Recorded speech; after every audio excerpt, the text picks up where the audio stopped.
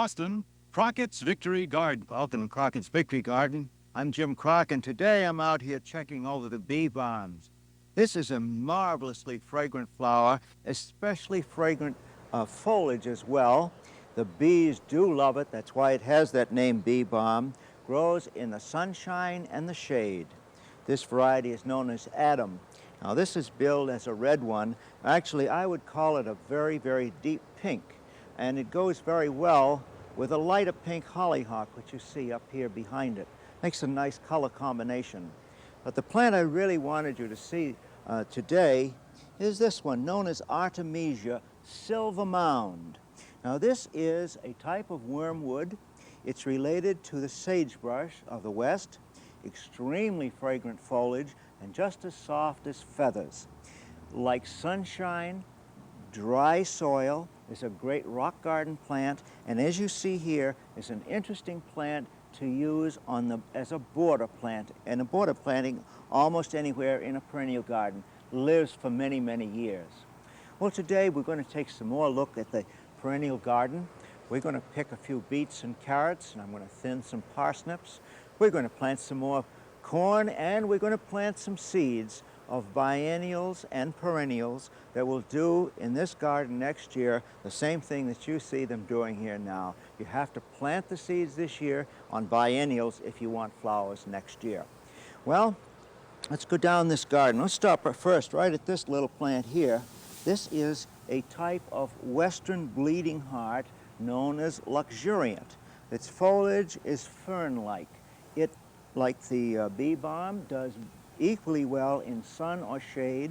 This one blossoms most of the summer from very early spring, a delightful perennial.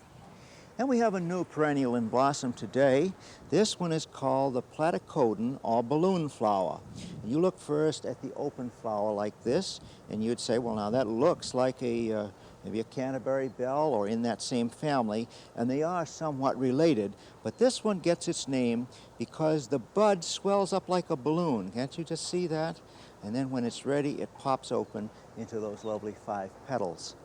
Then right up behind this blue balloon flower, I have the garden phlox. This variety is known as Prince George, a very, very dark pink, which goes well with this blue and with the other blue of the delphinium close by. The chief thing I want to talk about on the culture of this kind of a phlox, this is Phlox paniculata, is that it tends to suffer by having disease problems, primarily mildew, down close to the ground, and the leaves turn brown and fall off. Now, we've been spraying this with a fungicide once a week, and the foliage is in very good condition. I want to go one more step in talking about this kind of a phlox, because I've had people say for years, oh, I had a lovely phlox like this, but it reverted, and the flower changed from this lovely pink into purple. Well, that's not what really happens. It's this. The phlox is a Native American wildflower, which in its wild form is a kind of a muddy purple color. From that, plantsmen have selected out the whites and the pinks and the clear reds. But if the seed of this plant is allowed to fall on the ground and germinate, the seedlings may revert to the magenta. They are very strong, and they may overcome the plant that you've been trying to propagate. So you'll see me later on in the summer come along and cut off those seed heads so they won't form seeds. Now that's in contrast with the delphinium right next to it, because I want to tell you that this is a plant where you can save the seeds and get great plants that will blossom another year. It's almost through blossoming now. And if you look up in the center of an individual floret, you'll see the new seed pods forming. Well, we can see them coming all the way down the stem here. We're going to pick off one of these to demonstrate what it is that you save. The seeds inside here are now going to be white, but when they are ripe, they are black. And when they're black, it's time to pick them and get this thing open here. There you see the white seeds, not quite mature yet. Now, when those seeds turn black, at that time these pods themselves will be brownish in color. You pick these and plant them right away. The story is that delphinium germinate very quickly when the seed is fresh. Now, if the seed is allowed to get perfectly dry, as it is in the seed package, then you get irregular germination. Now, next to it, we have the perennial called foxglove. Now, this foxglove was 4 feet tall or more, and we've cut off some of the old stalks and caused some side branching to occur down low on the plant. Still gives us a few flowers, which we might as well enjoy while we can. Eventually, we'll cut this plant off too and throw this away, because this is a biennial. Grows 1 year, blossoms the next year, and then dies. Now, on this plant, if you look way over here, you can see one of the old flower stalks, and it has some seed pods on it. Now, we'll allow some of these seed pods to get dry and save the seeds, and I'll show you how to plant them. Actually, I'm going to plant some of those today from seeds that we've purchased. I want to go right past the rest of the perennials down here and talk about strawberries. Now here, I'll demonstrate once again how the strawberry plant multiplies. It sends out a runner, and spaced about 1 foot apart on the runners are little plants, and these are the plants which will produce the major crop next year. You see the plant started here and another one coming over here. What often happens when strawberries are growing very strongly is that you really get more plants than you should have in a single bed, because they then overcrowd one another and you're apt to get rotting of berries or rather poor production. So we space the runners like this so that they're about 8 inches apart, and we'll space them throughout this whole area. I'll just pull one of these up here and you can see the roots. See these roots that have formed on here? This is an indication that this plant is alive and growing. Well, we'll put this one right back down where it was and plant that one in. Then we can take the rest of this stem, put it over here about where I want it, put a little rock on it like that, and that's all it takes. That will start right in to grow and make new roots. Excuse me. The next kind of a strawberry I want to show you is the alpine strawberry. Now this is an entirely different creature. Let's look at those berries. This is the alpine strawberry, just as sweet as honey. This plant comes from the mountains of Europe, does not form runners, grows about 12 inches tall, produces this very luscious fruit, and it produces blossoms and fruit all summer long. And that's the real key to this plant here, as I've grown it, as a border plant on the edge of the garden. This may be something that you'd like to have. I want to show you what we've picked out of this row this morning. Now, this is the alpine strawberry. This variety is called Alexandria. I sowed the seed in December, and these plants went out into the cold frame in the latter part of March and have kept growing, and now are, as you see, full-size plants, and they live for years and years and years. But that's the alpine strawberry, Alexandria. Now I'm going to go across to an entirely different kind of a vegetable, one which you may have passed up in your years of gardening, and this is the kohlrabi. The kohlrabi is related to the cabbage, but it's the swollen stem rather than the leaves that we eat. And you see how it comes out of the ground like that, and then the stem swells, and when it gets about the size of a small apple, then you pick it. And this is what you get, this lovely vegetable. Now, they like cool weather, and one of the most important things on its culture that you should know about is they need a lot of rich soil, a lot of moisture, and space those plants about a good 8 inches apart, because if they compete with one another, you won't get this kind of a vegetable. Now you peel these, slice them, saute them in butter, and you'll love them. That's called the early purple Vienna, and there's one other variety, only these two that I've ever heard of, and this is called the early white Vienna. And you can see the difference in the color. Again, there the two of them are side by side. Very, very nice vegetables, something which you may have passed over in your seed catalog year after year, but try them next year. Now next to that, we have this other vegetable which looks like lettuce. And you can see this whole row of it, but I'm going to tell you, if you try to eat it, you'll know it's not lettuce. This is endive, and it hasn't been blanched. Very, very bitter. Well, now we like this as a salad vegetable because it's a little sharp, but that's just too sharp for me. What you do is take a board, lay it right on top of the plants like that. Now what that's going to do is shade the foliage. Most of the green will disappear, the foliage will turn to creamy white, the bitterness will go away, and then you can harvest the plants. This should stay on for about a week or 10 days, and then off you are, ready to pick the endive. Now we're going to pick some beets. I want to say that one of the secrets in picking vegetables is to pick them on time. Don't let them get very big. And I have one exception. I have a pacemaker beet, a hybrid variety, which has some sugar beet in its ancestry. This is bigger even than I would like this variety to be, but I'll tell you, because it has the sugar beet in its ancestry, this one is just as sweet as can be. This is the beet called Pacemaker, Pacemaker 2, a very nice beet. And then down in front of this, we have some carrots that look to me about ready for picking.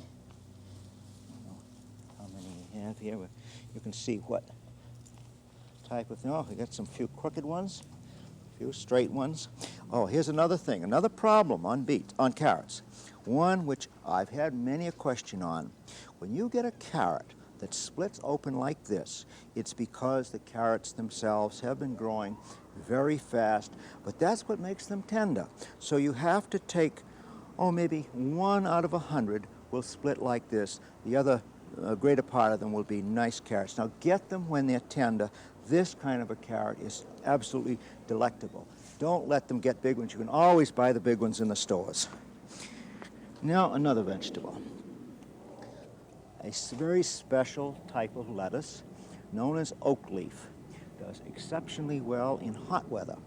Succulent, beautiful. You see it has not gone to seed even though the plant is full size. Go to another vegetable. Across the way we have the first of our beans. This yellow or wax variety. This one is called Gold Crop. Now again, this was ready for picking several days ago. It's a little larger than I would like it to be. You should pick your beans before you can see the swelling here on the stem of those beans. But this variety is still a very tender one. As you can see, no strings, perfectly tender. That's called Gold Crop. Now, snap beans as a group have one good picking and then another picking over a period of about 10 days or 2 weeks. And as you see down in here, there are still some little beans started, little ones coming along in here. After those have been matured, pull those bean plants right out of the ground and plant another crop. Unlike pole beans, which produce most of the summer, the snap beans should be harvested quickly, then plant another crop. Now we get to another type of bean, and this one is the Lima bean. And I'm sure you certainly are familiar with the Lima bean. That's this big, flat, white potted one, a very delicious bean whose culture is just a little bit different from the ordinary snap bean. Now we can plant the snap beans quite early in the spring, but Lima beans like warm weather, and although it's warmer now than, in other words, we could have planted ours a few weeks ago, they'll grow very fast when it's warm. Now you notice that I'm adding some water to these beans. I simply want to wet them because beans and peas are legumes which, when treated with a bacterial inoculant, will have the ability to extract nitrogen from the air. Well, that's something that you don't have to buy. The plants themselves will grow very strongly when they have this black powder put on them, like this. We plant Lima beans differently from what we plant ordinary beans. I like to put ordinary snap beans in about an inch apart, very closely. You get a big crop. But Limas produce their beans over a long period. And so I set the beans in like this, roughly 6 inches apart. You see the row is rather flat bottom, 6 or 8 inches wide, and set the beans in just like that. Then I'm going to cover those over at this time of year with 2 inches of soil. Now, earlier in the spring, I'd cover them only 1 inch deep. But at this time of year, you know, we have hot weather. The soil is apt to dry out quickly. And what I truly want to do is to keep those seeds down where it's cool. And of course, the roots will be down deep in the soil too. They'll germinate much better. 1 inch early in the spring, 2 inches along in the summertime. And that's another tip on growing beans. Well, let's go from the beans and we'll go over and we'll thin some parsnips. Now, I planted these parsnips in April when they're very cool weather, and they won't be ready for harvesting for maybe another 8 or 10 months, or I shouldn't say that, I said late this fall or next spring is the best time, at which time the flavor is improved because of freezing. We have several plants growing in here. I see an angleworm too. He likes this garden. The idea is to wet the soil, then you can pull out the extra plants. Only one plant should stand at each point. That will make one great big parsnip. If I left 3 or 4 of them in there, we wouldn't have anything worth picking. That's the way to thin your parsnips. Always wet the soil so that when you thin them, you don't disturb the one next to it. You notice I put my fingers beside the plant I want to save and then pull the others around it. Then I have over here another vegetable I want to harvest. This is a new type of leaf lettuce to me. Keep telling you I grow something different every year. This is one called Fortune, and we got the seeds from Sutton's in England. It truly is a delicious lettuce, very, very succulent, light green, grows well, and it doesn't seem to go to seed in the hot weather. That's called Fortune from Sutton's in England. I'll put this lettuce over in here. Then we'll go on over, and I want to answer a question about corn. I have many people who've written in and say, now, my corn plant came up, and then it got those little suckers by the sides, and you see these sucker plants, stems on the side. They should we take those off and let all the strength go on the main stalk? No, don't take off the suckers. They help to make the strong plants of corn. As a matter of fact, if you take off the suckers, you retard the growth of the plants. We have some corn. Our earliest variety will be ready for picking in about 10 days. And in preparation for that, I'm going to now sow some corn seeds, because the day that that corn is harvested, I'm going to yank the stalks out of the ground and we will plant in another variety, and we'll have saved 10 days. You see the seed has been pink in color. It's been touched with Captan. I'm planting 1 seed each in these little 6-packs. All we do with those, you just poke them in the soil like that. They'll be out of the ground in 4 or 5 days. 10 days from now, they'll be a couple of inches tall. When the other ones come out, we'll transplant this corn in, and we'll have 10-day-old corn in the ground the day that we plant it. One way to keep that ground working for you all through the season. Now I'm going from here down to show you another little trick on gardening.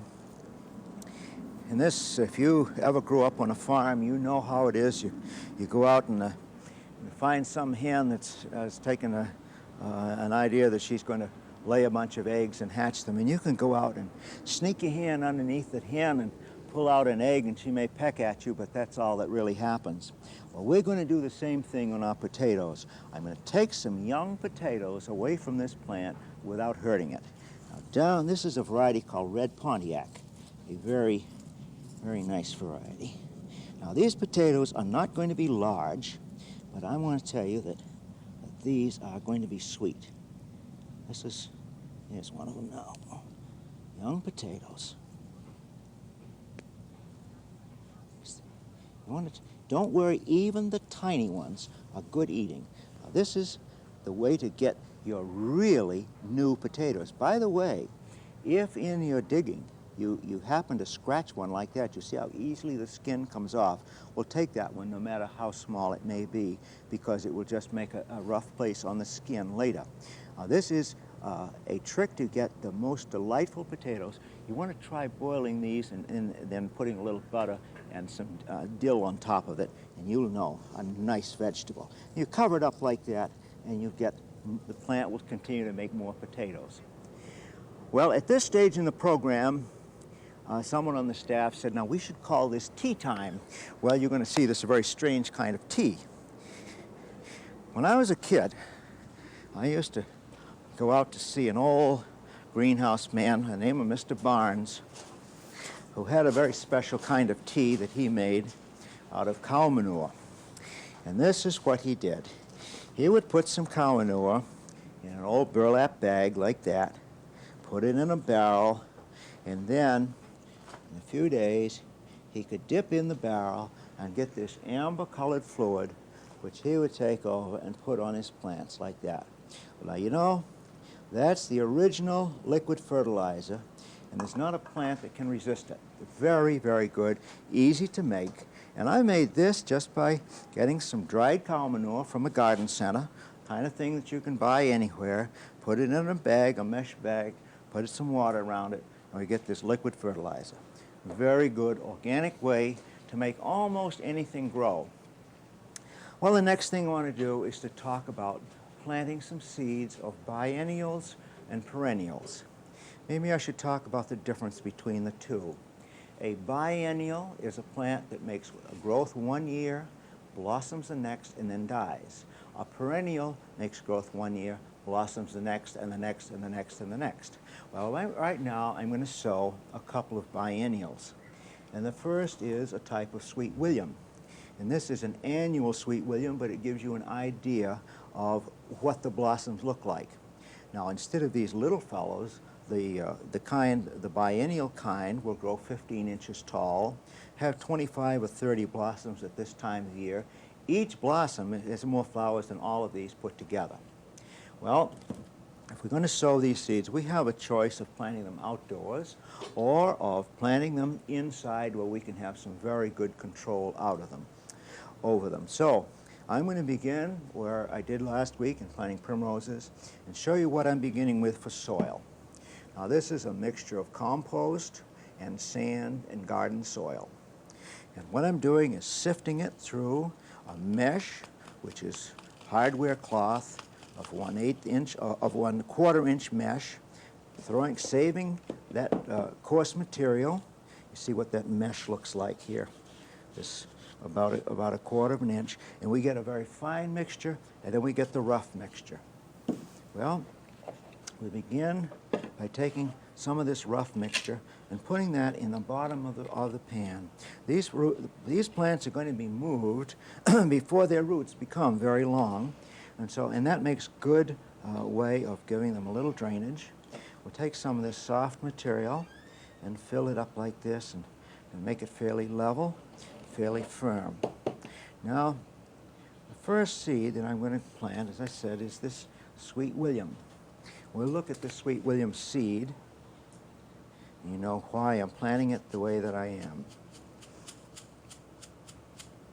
Here we have the seed of the Sweet William. They're black, about 1/16 of an inch across, rather large for flower seeds. And we're going to sow these in here. You won't see them where they drop, but don't plant too many in any one container because you'll end up with more plants that compete with one another.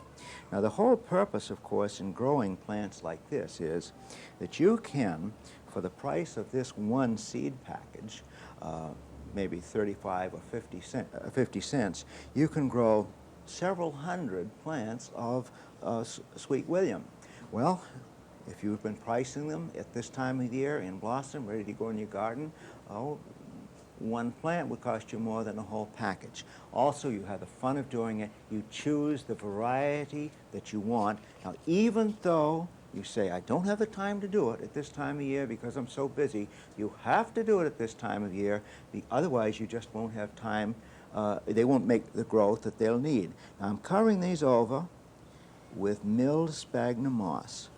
Now the milled sphagnum is a material which is nearly sterile, and then when the seedlings come up they won't damp off. I'm going to put it here in a little dish of water and let them soak up moisture. Well, we don't have time to sew the foxglove now, but we'll get back to that again. I do want to get to a couple of questions. This one. Last week, I sprayed my tomatoes with a solution of nicotine sulfate, detergent, and water. The foliage of all the plants turned brown. Why? It's because I said, don't use detergent, use soap. Get something like ivory flakes or ivory snow or hand soap. But don't use a detergent with nicotine sulfate. But that way you'll kill just the aphids and not the plants. Again, always read the directions on your package of anything so you know what the precautions are. This gentleman wants to know if your compost pile needs nitrogen, why not use plain ammonium sulfate? Well, that's a perfectly good idea. You could also use nitrate of soda. I think the reason I suggested using a regular commercial fertilizer that had nitrogen, phosphorus, and potash is that most gardeners don't have a one unit type of fertilizer such as ammonium sulfate. We're getting a big crop of strawberries, but some of them have rotted even before turning completely red. What's the cause of this? Can it be prevented? Yes, space your plants about 8 inches apart. This fall, mulch them with straw or pine needles, so when the berries themselves come, they lie on top of the straw and so not in contact with the soil. Now this rot which occurs can also be prevented by